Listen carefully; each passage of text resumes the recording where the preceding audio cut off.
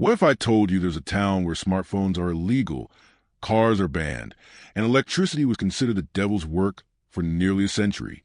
A place where time literally stood still while the rest of the world raced into the future. This isn't some distant fantasy or post-apocalyptic fiction. This is the true story of Harmony Valley, Pennsylvania, a community that made the most radical decision in modern history. They outlawed progress itself. In 1925, the town council passed what locals called a preservation ordinance, effectively freezing their community in time. For the next 100 years, residents lived as their great-grandparents had, completely cut off from the technological revolution happening just miles away. But here's what nobody expected. By rejecting the future, they accidentally created something far more valuable than anyone could have imagined. Today, we're diving deep into this extraordinary social experiment that challenges everything we think we know about progress, happiness, and what it truly means to live a good life. The story of Harmony Valley will make you question whether we've been racing toward the wrong finish line all along. Let me paint you a picture of what Harmony Valley looked like in 1925. It was a thriving coal mining town nestled in the Appalachian Mountains, home to about 3,000 hard-working families. The mines provided steady employment. The main street bustled with local businesses, and everyone knew their neighbors. But beneath this surface tranquility, a storm was brewing that would change everything. The catalyst came in the form of Jeremiah Blackwood, a charismatic preacher who arrived in town during the winter of 1924. Blackwood wasn't your typical fire and brimstone minister. He was educated, well-traveled, and possessed an almost hypnotic ability to weave together philosophy, religion, and social commentary into compelling sermons that packed the local church every Sunday. Blackwood had witnessed the rapid industrialization transforming American cities. He'd seen families torn apart as fathers left farms for factory jobs, watched traditional communities crumble under the weight of mechanization, and observed how new technologies seemed to create more problems than they solved. But what truly alarmed him was visiting Detroit's auto factories, where he witnessed what he called the dehumanization of work. Workers had become cogs in a machine, performing the same repetitive motion thousands of times per day. The craftsmanship and pride that came from creating something with your hands had been replaced by mindless efficiency.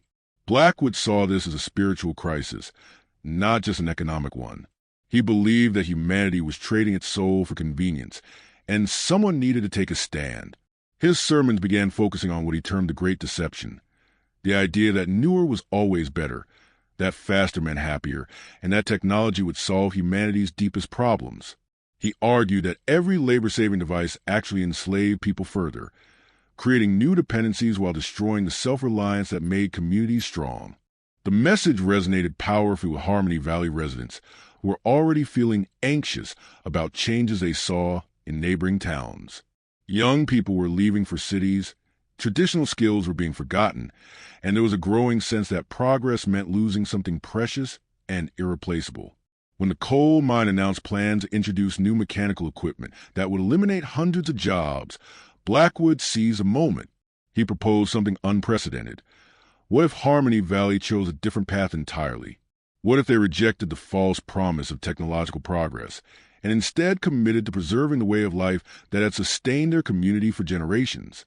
The town meetings that followed were legendary. Night after night, families gathered in the church to debate the most consequential decision in their community's history. Some argued that fighting progress was like fighting the tide, impossible and ultimately destructive. Others worried about their children's futures, wondering if they had the right to make such a momentous choice for the next generation. But Blackwood's vision was compelling. He painted a picture of Harmony Valley as a beacon of authentic living, a place where children would grow up knowing how to grow their own food, build their own homes, and find fulfillment through meaningful work rather than mindless consumption. He argued they could create a utopia by simply saying no to the machine age. The final vote was surprisingly decisive. 847 families in favor, 213 against. On March 15, 1925, the Harmony Valley Town Council passed the Preservation Ordinance, the most radical piece of legislation in American municipal history. The ordinance was comprehensive and strict. No automobiles would be permitted within town limits. Electricity would be banned except for essential medical equipment. No radios, no telephones, no mechanical farming equipment beyond what was already in use. Construction had to use traditional materials and methods. Even clothing had to conform to styles that existed before 1925. Most shocking of all was the enforcement mechanism.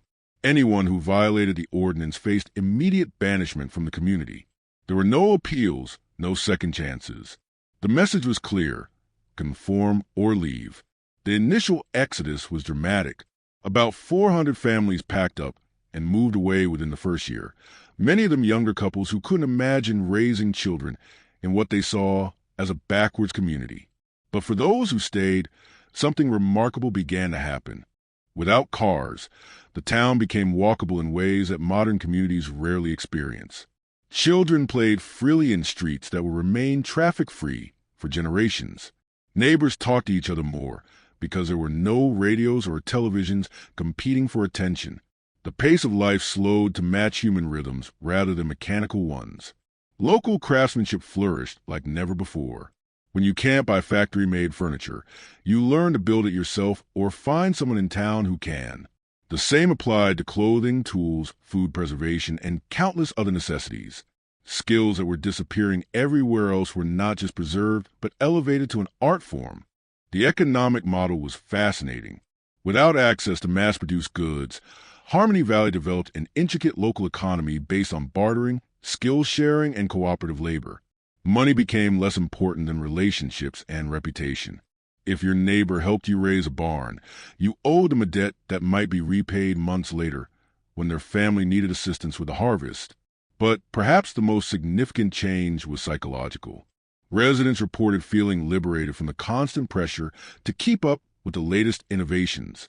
There was no anxiety about obsolescence because nothing ever became obsolete. The tools your grandfather used were still perfectly functional, and the skills he taught you remained valuable throughout your entire life. Children growing up in Harmony Valley developed what psychologists would later call remarkable resilience and creativity. Without toys that came with instructions, they invented their own games. Without television, they told stories and played music. Without video games, they explored the natural world with an intensity that amazed outside observers. The rest of the world, meanwhile, was transforming at breakneck speed. The 1930s brought the Great Depression, but Harmony Valley barely noticed because they'd never relied on the industrial economy that collapsed. While breadlines formed in cities, Harmony Valley residents continued growing their own food and making their own necessities just as they always had. World War II presented unique challenges. Young men from Harmony Valley faced a terrible choice: serve their country or preserve their way of life. Many chose military service, but returning veterans found readjustment incredibly difficult. They'd seen the world beyond their valley and struggled to re-adopt the technology-free lifestyle.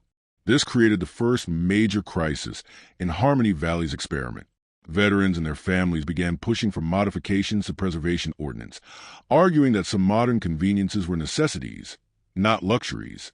The town split into factions: the purists who wanted no changes whatsoever, and the progressives who advocated for selective adoption of beneficial technologies. The debate raged for months, but Jeremiah Blackwood, now in his 70s, managed to broker a compromise. The ordinance will remain intact, but families who could no longer accept the restrictions were free to leave with the community's blessing rather than facing banishment. It was a safety valve that helped maintain social cohesion while honoring individual choice. The 1950s and 1960s tested Harmony Valley's resolve like never before. The outside world experienced unprecedented prosperity and technological advancement. Television brought images of suburban comfort into neighboring communities. The interstate highway system made travel faster and easier than ever before. Young people in Harmony Valley began asking harder questions about their isolated lifestyle. Some families did leave during this period, drawn by opportunities in the expanding American economy, but others stayed precisely because they'd witnessed what that prosperity cost. Visiting relatives in modern cities, Harmony Valley residents often returned home grateful for their slower pace of life and stronger community bonds. The children who grew up during this era became the most committed guardians of their unique culture. They'd seen both worlds and consciously chosen the path their great-grandparents had chosen for them. Their dedication would prove crucial as the community faced its greatest challenge yet. The 1970s and 1980s brought external pressures that threatened Harmony Valley's very existence. Environmental regulations required certain safety modifications that seemed to conflict with the Preservation Ordinance. Child welfare authorities questioned whether children had the right to be educated in such an isolated environment. There were legal challenges to the town's authority to restrict technology use on private property. Each crisis required careful navigation between preserving their core principles and adapting to external realities. The community developed sophisticated legal and political strategies, often finding creative solutions that satisfied outside authorities while maintaining their essential character. The most serious threat came in 1987 when proposed shopping mall development would have required building a highway directly through Harmony Valley. The fight against this development united the community like nothing had since the original vote to adopt the Preservation Ordinance. Residents organized, lobbied politicians, and ultimately succeeded in getting their entire valley designated as a historical preservation district. By the 1990s, something unexpected began happening.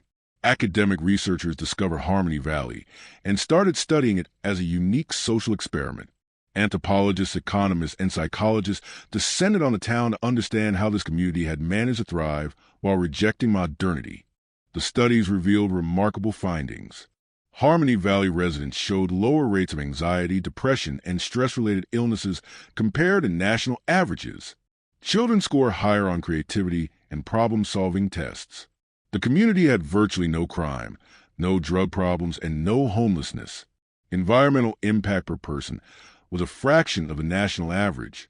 Most surprisingly, residents reported higher levels of life satisfaction than people living in technologically advanced communities. They had stronger family relationships, deeper friendships, and a greater sense of purpose and meaning in their daily work. These findings attracted international attention. Documentarians, journalists, and curious visitors began arriving in unprecedented numbers. The irony was palpable. A community that had rejected the modern world was becoming famous because of modern media coverage. The attention created new dilemmas. Tourism could provide economic opportunities, but might also corrupt the authentic culture that made Harmony Valley special. Some residents worry about becoming a living museum, performing their lifestyle for outsiders rather than simply living it. The community held extensive discussions about how to handle their newfound fame. They ultimately decided to allow limited, respectful tourism while maintaining strict guidelines about visitor behavior and impact. The revenue helped fund infrastructure improvements and educational programs that strengthened their unique culture. As the year 2000 approached, Harmony Valley faced a moment of reckoning. The Preservation Ordinance was now 75 years old, and some residents questioned whether it still served the community's best interests. The Y2K computer scare that panicked much of the world seemed almost laughable to people who had never relied on digital technology, but it did highlight how different their path had become. The millennium brought reflection rather than revolution. Community leaders organized a year-long series of discussions about their past choices and future direction. The overwhelming consensus was that while the world had changed dramatically since 1925, their core values remained sound. The final 25 years of the experiment saw Harmony Valley reaching a kind of maturation. They had proven that their alternative path was not only viable, but potentially superior in many ways to mainstream American culture. Young people who had left for college and careers increasingly chose to return and raise their own families in the valley. The community developed sophisticated systems for dealing with necessary technology while maintaining their essential character. Medical equipment, communication systems for emergencies, and other truly essential modern tools were incorporated through careful community decision-making processes. In 2025, exactly 100 years after the Preservation Ordinance was passed, Harmony Valley finally faced question of whether to continue their grand experiment. The debate was intense but respectful, drawing on a century of experience and wisdom. The final decision was remarkable in its sophistication. Rather than simply continuing or abandoning their restrictions, they chose to evolve. The new community charter maintained the core principles that had served them well while allowing for selective adoption of technologies that genuinely enhance rather than replace human capabilities. Today, Harmony Valley stands as living proof that there are multiple paths to prosperity and happiness.